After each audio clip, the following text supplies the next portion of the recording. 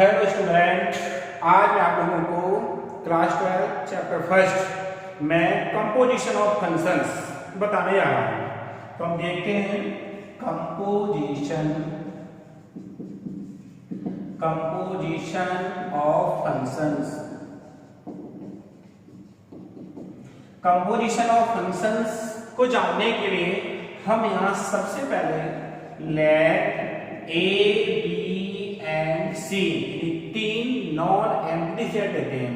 A B and C be three non empty set and F such that A tends to B and G such that B tends to C. B two functions. इसको थोड़ा पहले देख लें। A, B and C three non empty sets हैं। एक function F जो कि A से B में डिफाइन है और एक दूसरा फंक्शन G जो कि सेट B से सेट C में डिफाइन है। Then a function GOF such that A tends to C is called composition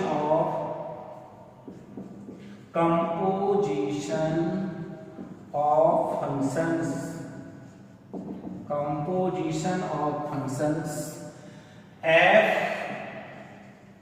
and G, यानी कि GOF जो A से C में डिफाइन है उसे फंक्शन F और G का कंपोजिशन ऑफ फंक्शन और इसी को प्रोडक्ट ऑफ फंक्शन भी कहते हैं। And it is defined as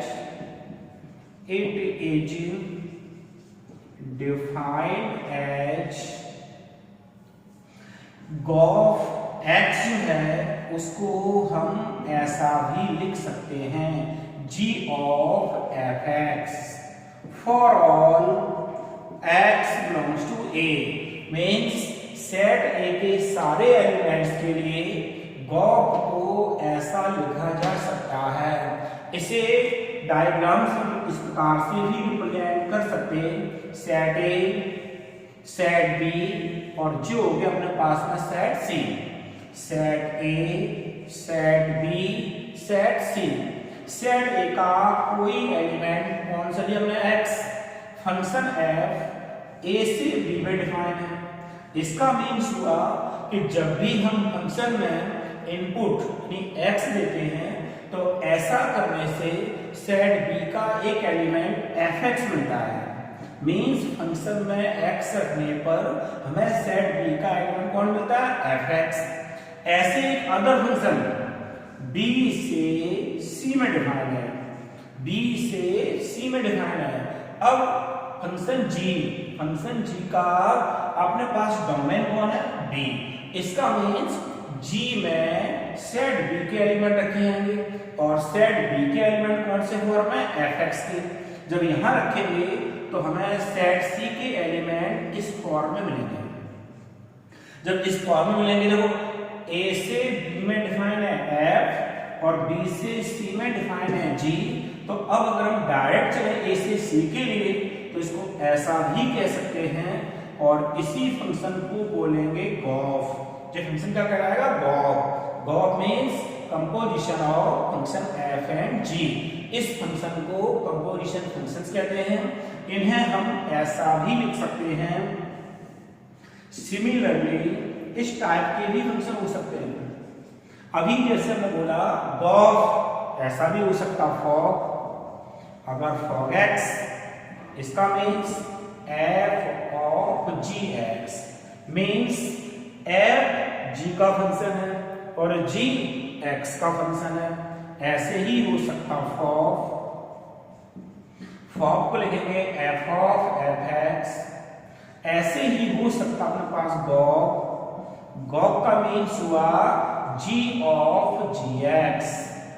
तो इन फंक्शंस को कंपोजिशन फंक्शंस बोला जाता है या इसको प्रोडक्ट ऑफ फंक्शंस भी कहते हैं। इनमें इस बात का भी ध्यान रखना होगा कि जैसे गॉफ ए से सी में डिफाइन है, तो गॉफ अगर ए से सी में डिफाइन है तो गॉफ का डोमेन वही होगा जो कि फंक्शन एफ में पीछे वाले का उसका डोमेन है। एफ का डोमेन कौन है? ए। इसका मीन्स गॉफ का डोमेन भी ए होगा।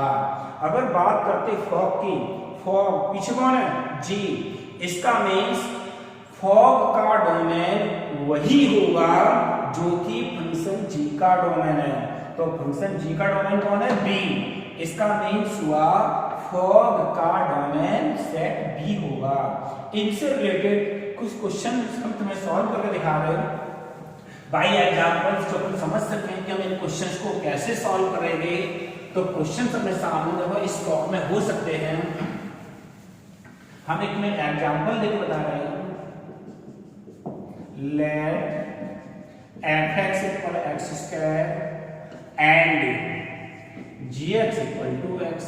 मान लेते इस टाइप से कोई क्वेश्चन है और क्वेश्चन मुझे क्या था? Find fog and gof. अब अगर हम गॉफ और फॉग को निकालना चाहें तो उसको हम कैसे निकालेंगे?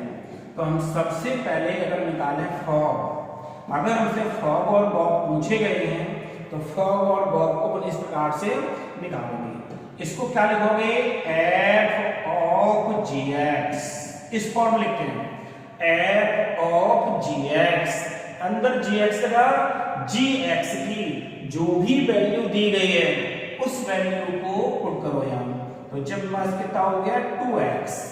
gx की वैल्यू पुट कर दी। अब बाहर कौन है? f। इसका मींस fx की जो वैल्यू दी गई है उस वैल्यू में जहां भी हमें x दिख रहा वहां x की जगह 2x पुट करेंगे। तो यहां x की जगह पर 2x रखेंगे तो 2x का स्क्वायर, तो जो हो गया 4x square.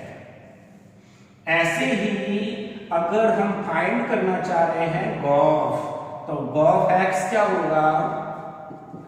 g of fx। fx की वैल्यू पुट करोगे, fx की वैल्यू कितनी? x square. लिख दिया x स्क्वायर।